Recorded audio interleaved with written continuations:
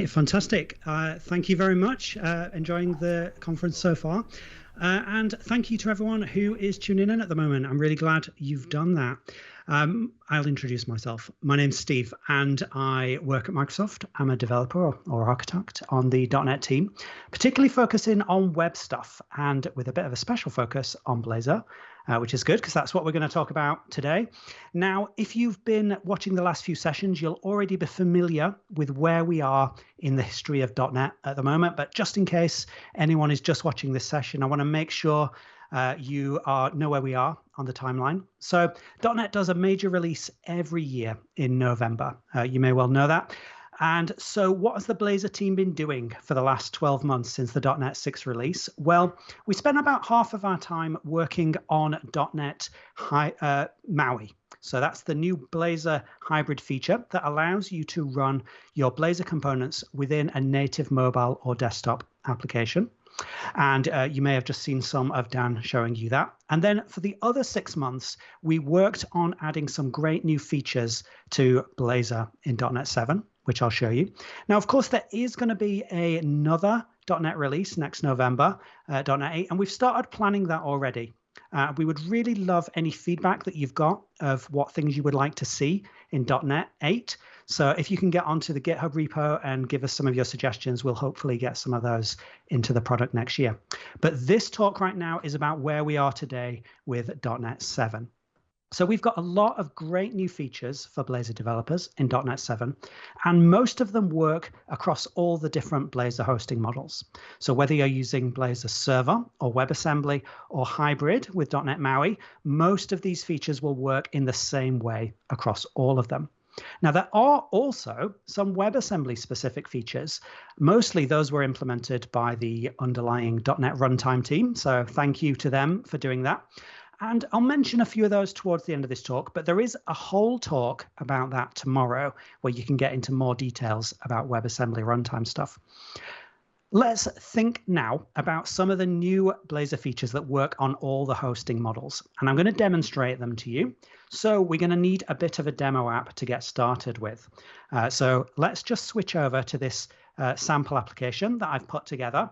It doesn't use any .NET 7 features yet, but we're going to add some.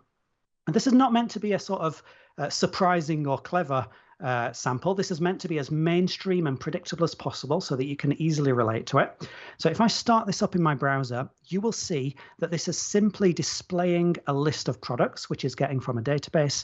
And if I click on one of these links, I get into an edit screen, and it does all the normal editing stuff. So I can make some changes to, let's say, this category. It tracks the changes there. If I try to save, it's going to do validation.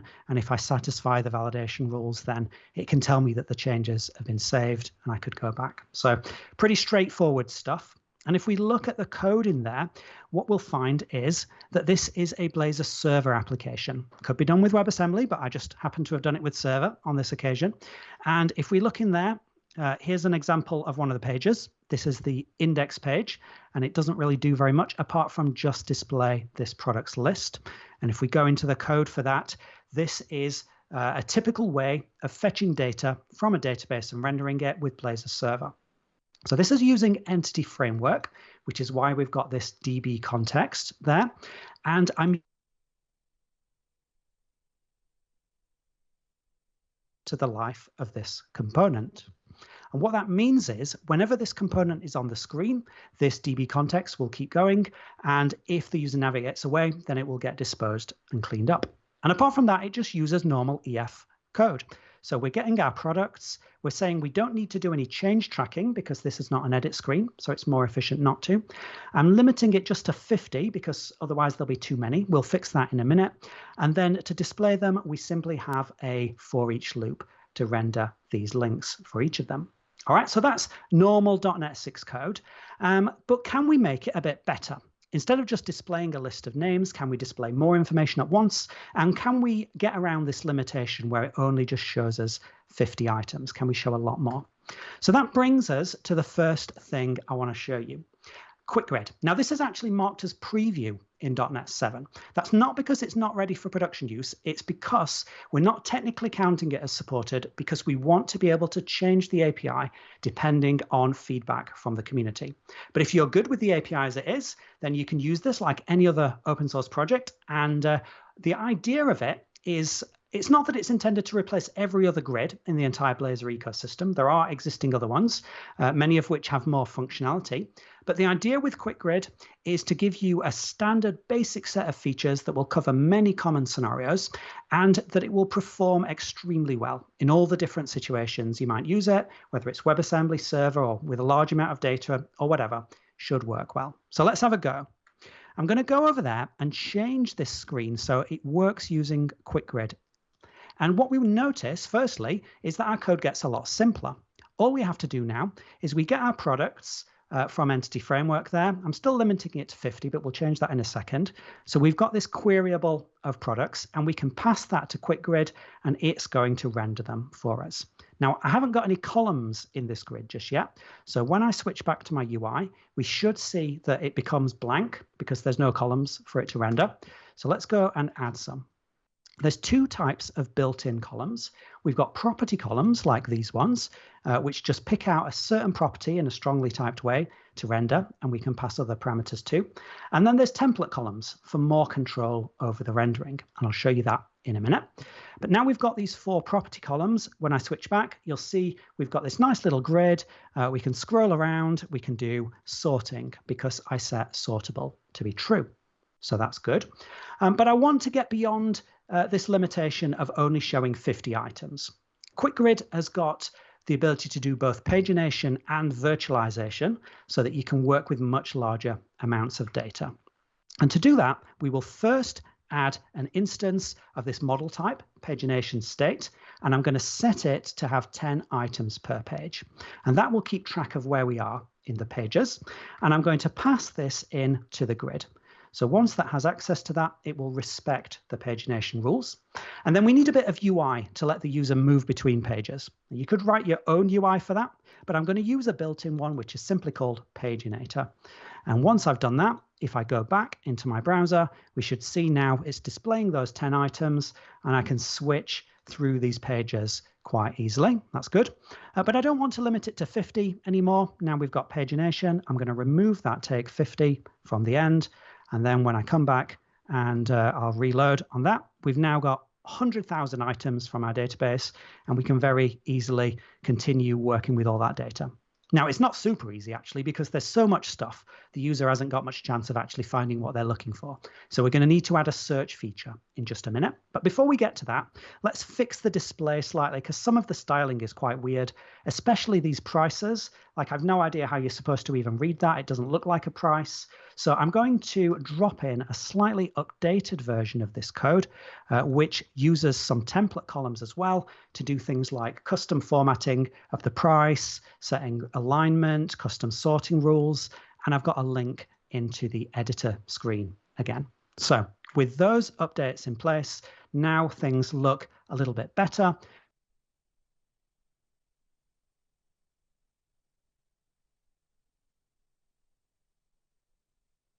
That is the Quick Grid, which is available as preview with .NET 7. Let's move on to the next new feature, bind enhancements. Now, Blazor has always supported data binding from the very beginning, but we've added some new powerful ways of binding in additional ways to give you some more flexible options in .NET 7. And to have a scenario for that, let's imagine that we want to add a search UI to this screen right now, so you can quickly find your particular product. So we'll get started doing it until we run into a problem. We need a new feature. So the first thing we're going to need is a place to keep track of whatever it is that the user is searching for. So I'm having this string field here. And then I need to add a bit of UI to let the user type in what they want to search for.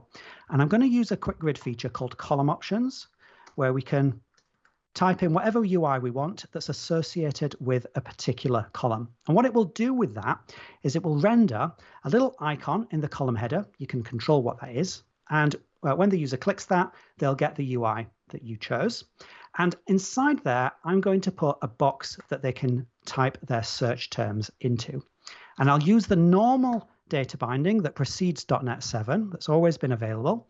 So I'm binding this text box here to the search name. I've got a few other attributes, and I'm saying I want it to update whenever there's an input event. That means every keystroke. The browser fires an input event on every keystroke or paste or anything else that changes the contents of the text box. All right, so hopefully that's enough to make some actual UI appear, even though it doesn't use any new features yet. And when I type in there, it does update that field, but it's not updating my search query. What I really need to do is somehow, every time this binding fires, I need to update the filter. But how do I do that? Prior to .NET 7, it wasn't very easy. You had to use some pretty weird tricks to react when a binding changes. But one of the cool new features in .NET 7 is something called bind after. It's very easy. It simply means every time that binding updates, we are going to call your function or your method, and you can do whatever you want in there, whether it's synchronous, asynchronous, whatever. And if you need slightly more control, we've got a more advanced version of it called bind get and bind set, which gives you ability to do custom logic both before and after on both sides of the binding if you want to do any conversions. So anyway, let's use bind after. And I'm going to say that after the binding updates, I want to update the filter. And I haven't defined that yet. So let's put in an implementation of that. And here's my implementation. It's just going to use Entity Framework APIs to add a where clause based on the search name that you've entered. I can also slightly simplify on initialize now to just call update filter. All right, so if that works, then when we come back here, every time this binding updates, you'll see it calls our update method, and then we can automatically update our query. All right, so we've got working search, and within that search, things like paging and sorting will still work. So that's nice. All right, next new feature. A pair of related features, in fact.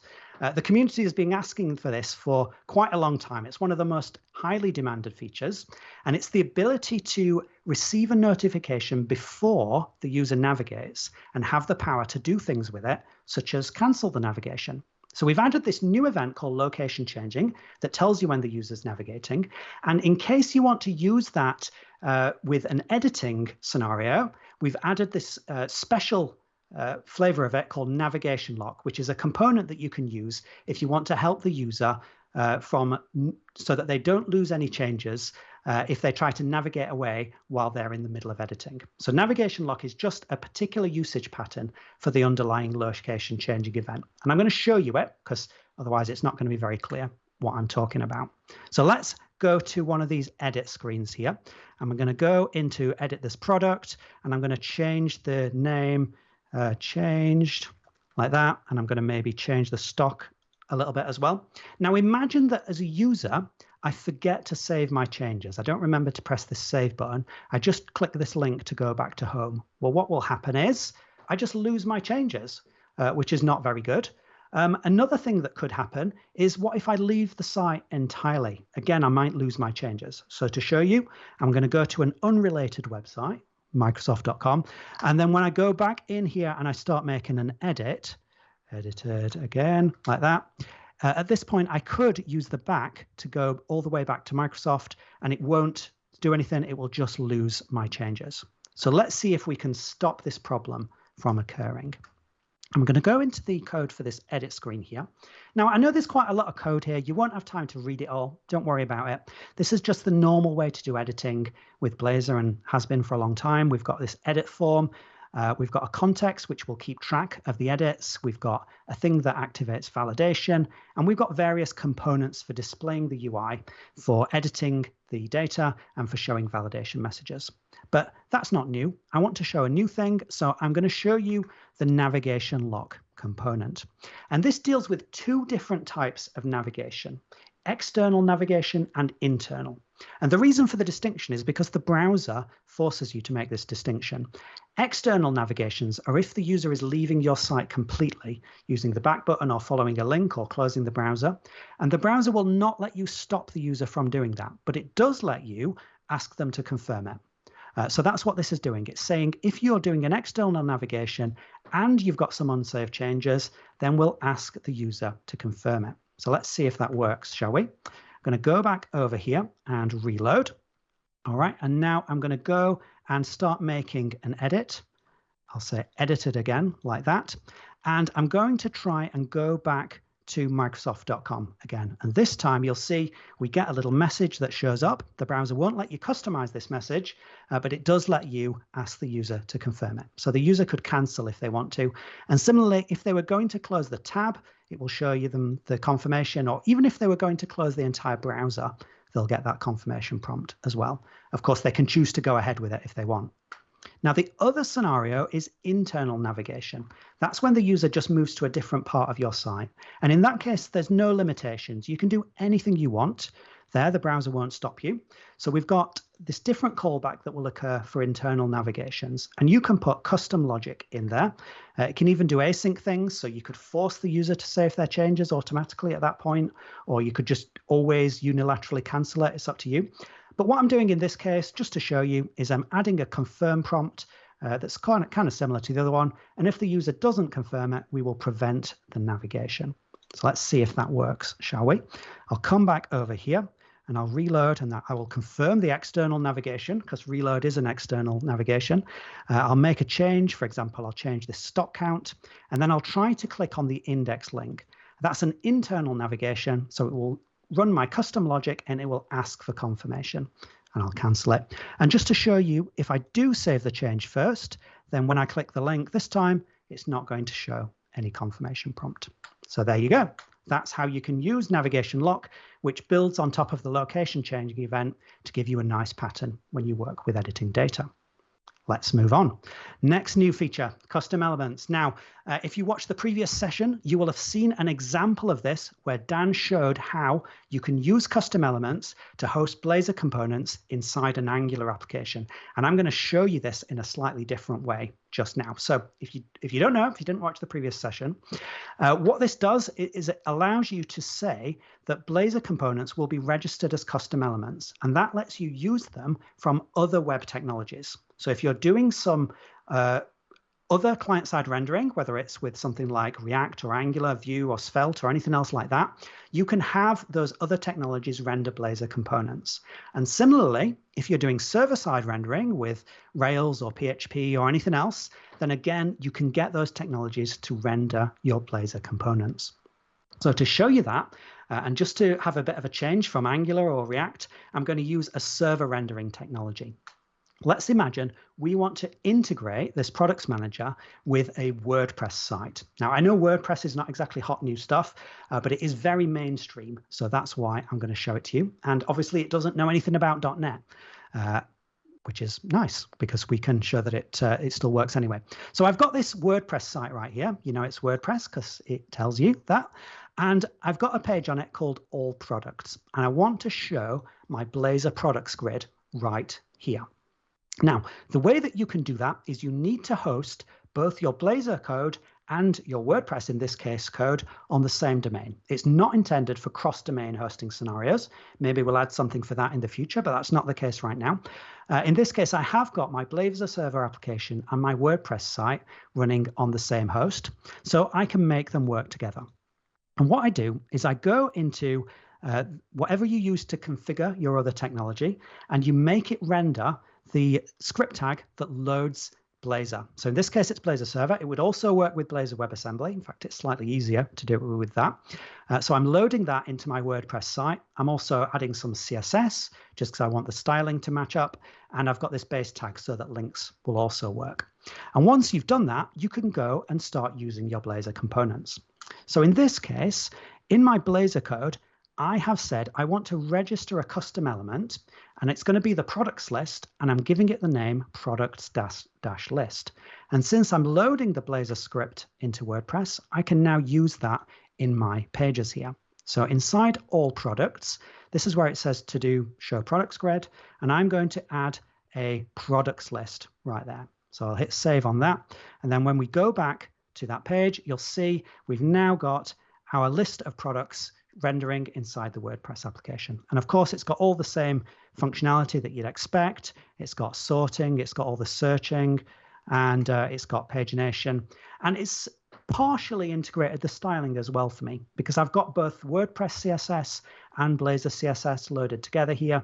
So they're kind of working together to control the final styling. So that's nice. But one other thing we could do is pass parameters as well. Let's say we want to have a page here called batteries that just displays batteries. At the moment, it displays everything, even though it's trying to just display batteries. So let me show you how it's trying. If I go to the editor here, you can see it's trying to pass a category and a subcategory into my Blazor code. But the Blazor code doesn't know anything about these parameters, so it's just ignoring that right now.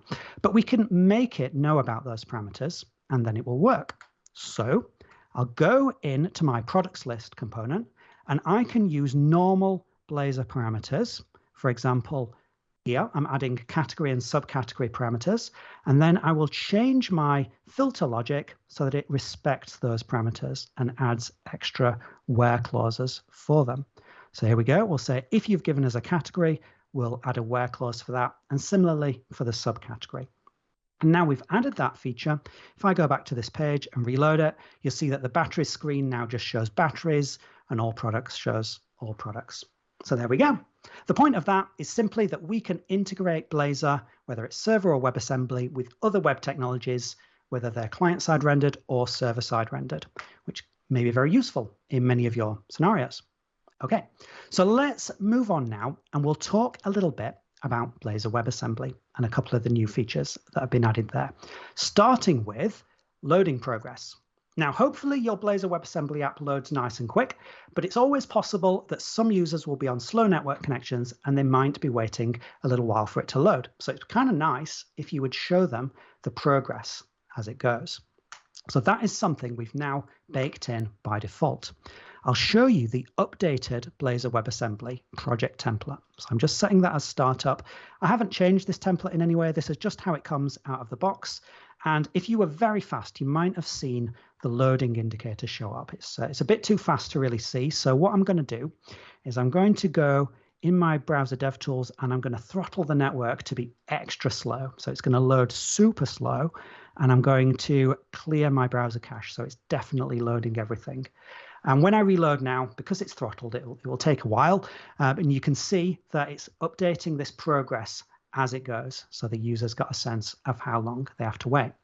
Now it's styled in this circular way right now, which we thought looked nice, but of course it's designed for you to customize and change in any way that you want to. All you have to do is go to the place in your index.html where that markup exists, and you can change it.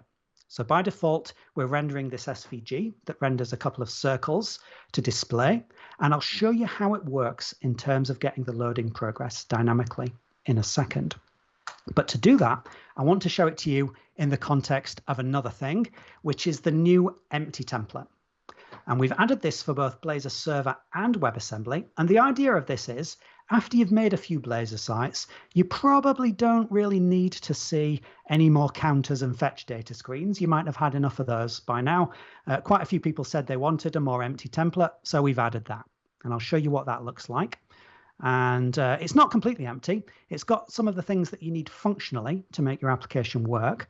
But when it comes up, you'll see all it actually renders is just the word hello world. And if we look at the sources in that, you'll see there's only one page in there, and inside there, it simply displays hello world. So it's a slightly nicer starting point. And we've also simplified the CSS as well. So it doesn't have Bootstrap by default. The only CSS that it's got in there is 32 lines, and it's one thing that's to do with accessibility, and all the rest of it is just to do with how the error messages are styled if you have an unhandled error.